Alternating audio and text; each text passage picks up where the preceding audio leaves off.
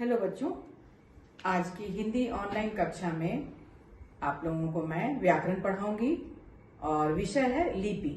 इसके पहले भी कक्षा में मैं आप लोगों को पढ़ा चुकी हूँ वर्णमाला, स्वर के भेद, व्यंजन के भेद, स्वरों की मात्राएं और संयुक्त व्यंजन, अनुनासिक और अनुस्वार, ये सब मैं आप लोगों को पढ़ा चुकी हूँ।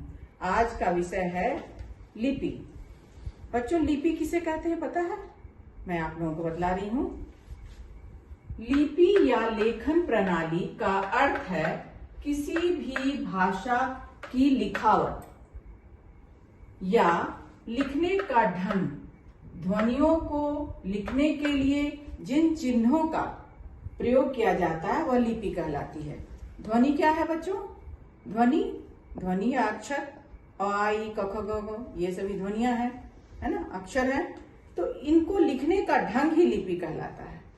छोटी कक्षाओं में लिपि की परिभाषा हो गई, लिखने का ढंग ही लिपि कहलाता है।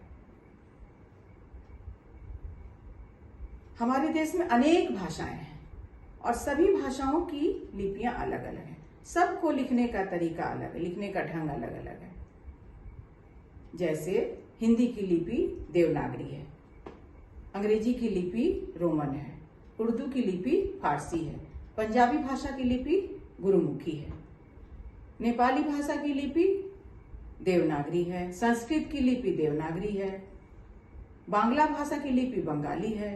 तो इस तरह से बच्चों, हर भाषा की अपनी अपनी अलग अलग लिपियां होती हैं। हर भाषा को लिखने का अलग अलग तरीका या ढंग होता है, वही कहलाता है लिपि।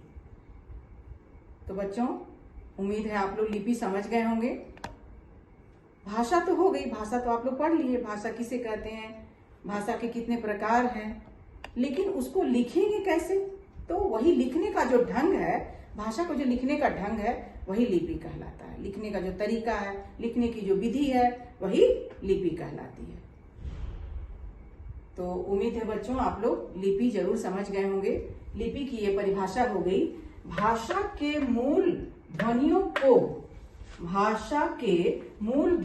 को लिखने के लिए निश्चित चिन्हों को लिपि कहते हैं। भाषा के लिखने के ढंग को ही लिपि कहते हैं बच्चों।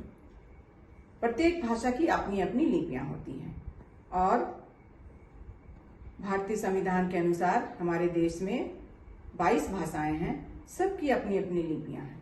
लेकिन मैं आप लोगों को कुछ प्रमुख भाषाओं एवं उनकी लिपियों का नाम बतलाऊंगी, वो मेरे अगले वीडियो में आप लोग देखिएगा, भाषा एवं लिपि।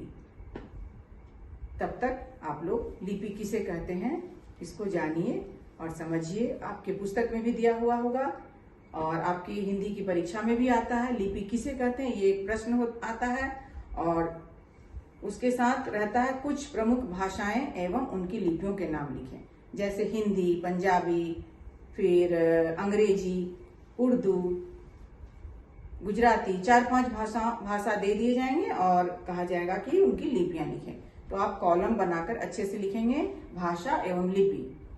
अपनी हिंदी की कॉपी में भी आप लोग वैसे ही लिखेंगे, भाषा लिपि, हिंदी देवनागरी, अंग्रेजी की लिपि रोमन, उर्दू की लिपि फारसी, फिर